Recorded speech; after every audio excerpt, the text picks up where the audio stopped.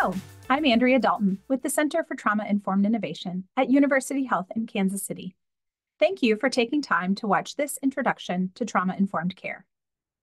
Hi, I'm Roxanne Pendleton, also with the Center for Trauma-Informed Innovation at University Health in Kansas City, Missouri. We hope you will come away with a better or different understanding of how trauma impacts brains, bodies, and behaviors, and what each one of us can do to both embody and promote trauma-informed, compassionate practices in our work and in our lives. Before we begin, I offer a compassionate caution to you. The content in this video has the potential to be activating for your stress response. We don't do this intentionally. However, talking about trauma and its impact can have that effect, especially if you personally connect with the examples or information shared. We encourage you to pay attention to your body's reactions and your thoughts. And if something should become overwhelming, take care of yourself. You might try taking some slow breaths in and out, pausing the video, or if needed, move your body in a way that can help to settle your nervous system. We hope you will return for the rest of the video, as we will offer resources that may be helpful to you and those you serve. We practice trauma-informed care to protect the healing environment. We practice trauma-informed care that we may foster resilience in individuals and systems for the good of all. To be trauma-informed is to recognize the prevalence, signs, and impacts of trauma, to infuse that knowledge and shared vocabulary into policies, procedures, and practices, to actively resist re-traumatization, and to promote restoration, well-being, and growth. One of the key ways to protect the healing environment and resist re-traumatization is intentional, daily, relentless self-care. When we are calm, we give the best service to others, and we protect our own health and well-being in the process. In order to recognize the prevalence, signs, and impacts of trauma, we first need to understand the concept of trauma. What is trauma? It is important to differentiate that, in this context, trauma is not the event that happened to you. It's what happened or is happening inside you. Trauma is an injury lodged in our nervous system, mind, and body, lasting long past the originating incident, and may be reactivated at any moment. Trauma refers to intense and overwhelming experiences that involve serious loss, threat, or harm to a person's physical or emotional well-being. These experiences may occur at any time in a person's life. Trauma may involve a single experience or myriad experiences repeated over many years.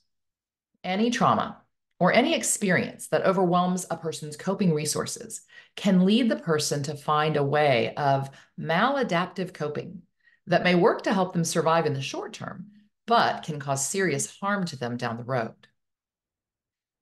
It's also important to note that one's experience of trauma does not have to be validated by someone else to be legitimate. We all have different internal and external resources, and what might simply be a stressful experience for one could completely overwhelm another. We must be mindful that we do not dismiss the validity of someone else's experience. When we consider all of the contexts in which trauma may occur, ACEs are typically part of the conversation. The CDC Kaiser Permanente Adverse Childhood Experiences Study, or ACE study, is one of the largest investigations connecting early experiences of trauma to later life health and well-being. These adverse childhood experiences include various forms of family disruption, as well as abuse and neglect. Approximately 2/3 of the study participants had experienced one of these ACEs before the age of 18. The original participant group was comprised of primarily college-educated, white, middle-class people with health insurance coverage. The results overwhelmingly indicated that even seemingly successful people have experiences of trauma that have continued to impact their health and well-being into adulthood. However, We know that these adverse childhood experiences are not the only forms of trauma a person can experience. There are adverse community events, such as poverty, school shootings, race-related violence, and lack of access to basic resources like medical care, quality education, healthy food, and clean water. Adverse climate events are not only weather-related disasters, such as hurricanes and wildfires, but also include global events, such as the COVID-19 pandemic and social and political conflict. The final ACE are those atrocious cultural experiences that are so deeply embedded that the impacts ripple out pervasively through population groups, social structures, and multiple generations. These ACEs include genocide, family separations, forced internments, and things like sexism and racism. These different types of trauma interplay with individuals and communities. Whether we notice them or not, all 4 of these realms of ACEs can have deep and lasting impact. Combining the data from the ACE study with what we know about other trauma that happens to people over the course of their lives, we understand that it's highly likely that each person we come in contact with has had a traumatic experience. Left unaddressed, toxic stress from ACEs harms people of all ages, organizations, systems, and communities, reducing the ability of individuals and entities to respond to stressful events with resilience. When we talk about trauma-informed care, everything starts with the brain and the nervous system response to threats. So let's briefly review 3 key areas of the brain. First, the top area highlighted on the slide, the prefrontal cortex, is the area of the brain involved in executive function, or the executive state. The executive state manages our self-control, our working memory, and our mental flexibility. It is active in modulating our behavioral responses, in self-motivation, in stress tolerance, and in self-discipline. The executive state is where we focus, make thoughtful decisions, organize our resources, work towards a goal, and engage in problem solving. The executive state is active when we take the perspective of another person, when we practice compassion, and when we switch tasks in response to changes in our environment. The executive state manages all the things that we need to be able to do in order to thrive. Now, when we encounter a stressor, particularly one that is a threat to our physical or emotional well-being, we have heightened activity in the lower part of our brains, the brainstem. When this happens, we move from the executive state to the survival state, often called the fight, flight, or freeze stress response. The stress response is primarily concerned with our survival, not with thriving, surviving. And our reactions to real or perceived threats are automatic and without morals. Human brains don't seem to be able to be highly activated in both areas at the same time, in both the executive state and the survival state. And the survival state or stress response will always take priority, effectively taking the executive state offline. The middle area, highlighted on the slide, is the limbic system. This is where our emotional state is engaged. The limbic system and brainstem are very closely connected. In fact, the organs that activate our stress response, the amygdala, are located in the limbic system. When the limbic system senses disconnection, disrespect, lack of love or caring, or any kind of threat to our emotional or physical safety, it kicks on the survival state, the stress response. Remember, when this happens, activity in the prefrontal cortex is greatly diminished.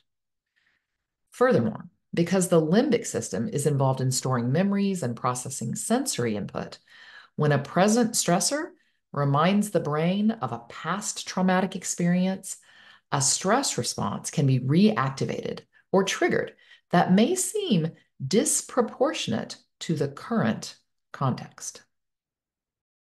What all this means for us is that when someone is in their stress response, they really don't have the capacity to think logically or behave in rational ways. Likewise, when we are in our stress response, we don't have the capacity to think logically or behave in rational ways. Awareness of the neurobiology of stress is foundational to the practice of trauma-informed care. We've learned that the way to soothe the survival state is through the creation of safety, and the way to soothe a dysregulated emotional state is through the creation of connection.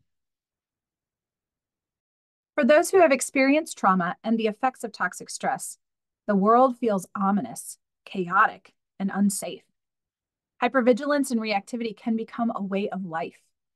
The impact of trauma is multifaceted, affecting not just mental health, but also neurological development, neurological function, and physical health. It's important to note that ACEs and other traumatic events don't determine our destiny. They are risk factors. Looking only at trauma doesn't account for the positive experiences, especially in early life, but also throughout the course of our lives, that help us build resilience and protect us from the effects of trauma. We have just shared a lot of heavy information with you. So I would like to invite you to take just a moment and breathe.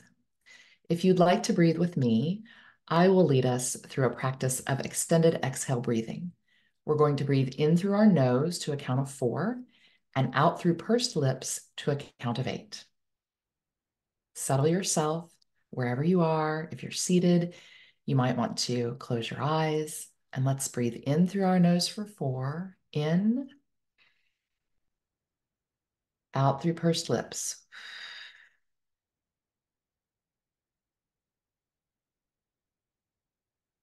In for 4.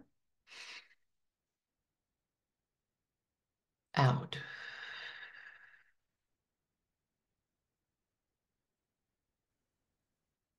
Shrug your shoulders, wiggle around, give yourself whatever it is your body needs right now so that you can refocus from a calm place.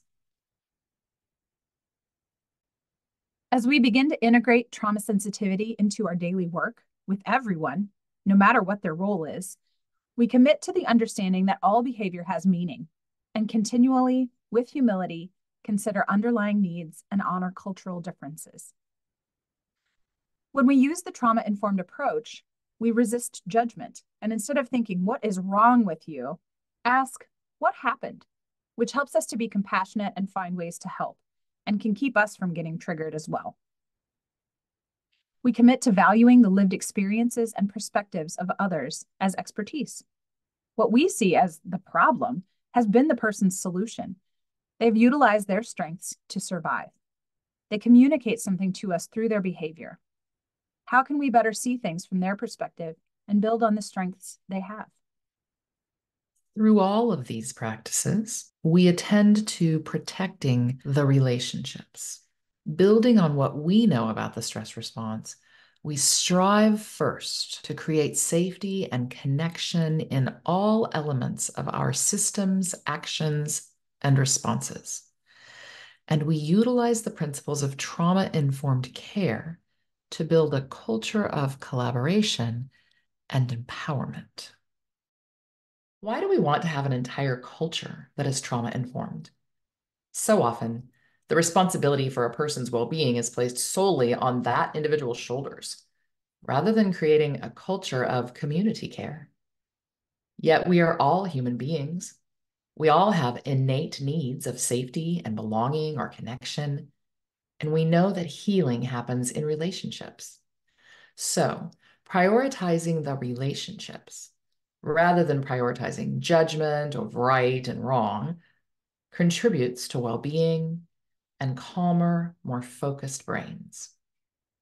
Feeling safe is not a static state of being and is defined differently for each person. Safety is impacted by many factors, including the environment, interpersonal relationships, our internal responses, and our past experiences, which can cause us to feel unsafe in the midst of those changing factors. Understanding that safety is not only a foundational need for optimal well-being, but also something that each of us can continually attend to for one another, is essential for trauma-informed practices. The Center for Trauma-Informed Innovation has adapted the dimensions of wellness from the Substance Abuse and Mental Health Services Administration to more deeply explore the broader concept of what it means to feel safe. When thinking about safety, it's most common to think about physical safety. However, there are many realms of safety, including emotional, social, occupational, and moral safety, among others. Awareness of these different dimensions of safety can be beneficial in both assessing what's happening in someone's nervous system and responding in appropriate ways that can restore a sense of safety. You can learn more about our definitions of safety by clicking the link in the description of this video. The implementation of trauma-informed care is guided by 5 key principles. The Missouri State Trauma Roundtable defines these principles as follows. Safety. Ensure physical and emotional safety, recognizing and responding to how racial, ethnic, religious, gender, or sexual identity may impact safety across the lifespan. The second principle is trustworthiness, which is to foster genuine relationships and practices that build trust, make tasks clear, maintain appropriate boundaries, and create norms for interaction that promote reconciliation and healing. An essential piece of trustworthiness is to understand and respond to ways in which explicit and implicit power can affect the development of trusting relationships. We also acknowledge and mitigate internal biases and recognize the historic power of majority populations. Choice. Maximize choice and voice, addressing how privilege, power, and historic relationships impact both perceptions about and ability to act upon choice. Collaboration. Honor transparency and self-determination, and seek to minimize the impact of the inherent power differential while maximizing collaboration and sharing responsibility for making meaningful decisions. A shorthand way to remember this is the phrase, no decision about me without me. The final principle is empowerment, which is to encourage self-efficacy, identifying strengths and building skills which lead to individual pathways for healing, while recognizing and responding to the impact of historical trauma and oppression. For each of these principles, it is essential that we consider the impact of inequity, community and historical trauma, and systemic oppression. Embedded in each principle is an acknowledgement of the power differentials that exist in our various relationships within systems. These principles are to be used as a guide for every aspect of one's trauma-informed journey, and when fully realized, lead to more equitable outcomes. As we begin to apply the principles and practices of trauma-informed care, it always starts with us.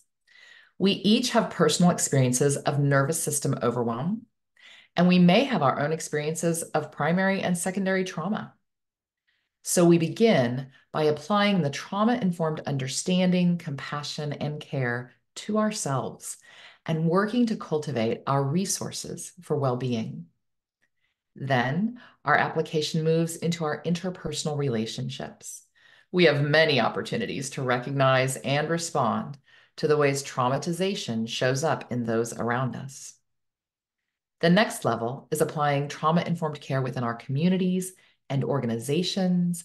And finally, we work to create and sustain systemic cultures of well-being. We're so glad you have taken time to watch this brief introduction. We invite you to contact us to learn more about trauma-informed care and how we can partner together to support trauma-informed culture in your organization. Please scan the QR code to visit our website, or you can email us at ctii@uhkc.org. We also have free resources available, including our podcast, Trauma-Informed Caring, and our virtual Room of Refuge, where you can find a variety of resources for your well-being and resilience. Thank you for your time and your interest in becoming more trauma-informed. May you be well.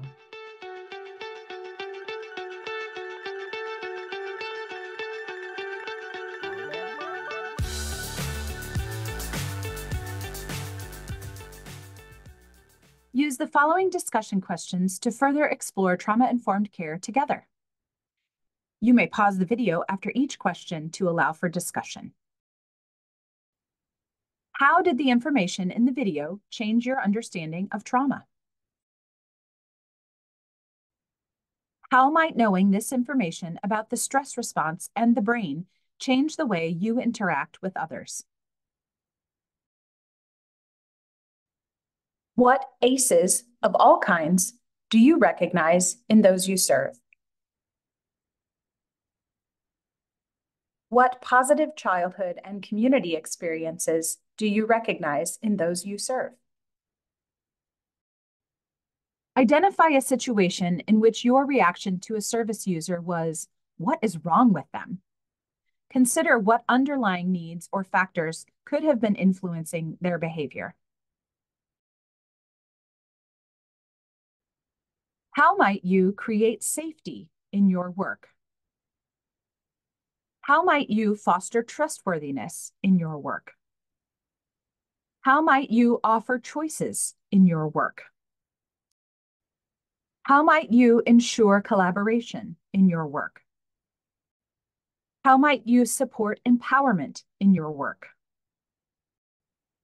What is one resilience practice you will commit to for yourself this week? How can you support the resilience of your coworkers and service users over the next week?